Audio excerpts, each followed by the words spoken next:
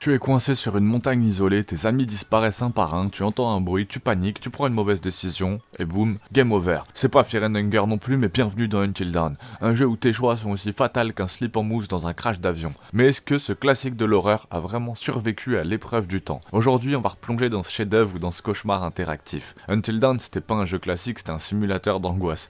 Tu passes ton temps à choisir, sauver un pote ou sauver ta peau. Et crois-moi, c'est pas Call of. Ici, un mauvais bouton et ton personnage se fait ouvrir comme un pot de yaourt. Le cœur du gameplay, les fameux QTE. Rater un QTE ici, c'est pas perdre un peu de vie, c'est perdre ton personnage pour toute la partie. C'est comme si Resident Evil et Heavy Rain avaient eu un bébé sous perfusion de films d'horreur. Franchement, l'idée, c'était un peu de génie du jeu, c'était la vraie force d'Until Dawn, c'était son système papillon, qui a encore repris pas mal aujourd'hui dans quelques trends et qu'on entend un peu partout. Chaque choix, chaque geste, même un regard, peut changer radicalement l'histoire. Tu peux éteindre une lampe, boum, tu déclenches un tueur en série caché dans le placard. C'est un peu comme la vie. Un SMS envoyé bourré peut ruiner ta carrière. Et franchement, y a pas beaucoup de jeux qui ont poussé le choix réel aussi loin, surtout à cette époque. On est loin des jeux qui promettent de la liberté, mais qui te forcent à tout faire pareil. L'ambiance, mon Dieu, mais cette ambiance. C'est comme si Blair Witch, Massacre à la tronçonneuse et Destination Finale avaient organisé un team building.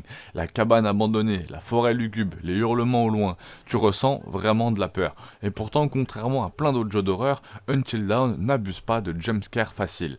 Et parlons du casting. Rami Malek, Hayden Panettiere, pas très sûr des noms, mais c'est littéralement un film d'horreur AAA, jouable. Et ça, c'était très très cool. Par rapport à Resident Evil, Until Dawn est beaucoup plus narratif, presque cinématographique. Par rapport à The Quarry, qui est du même studio, Until Dawn est beaucoup plus brut, beaucoup plus viscéral, moins aseptisé.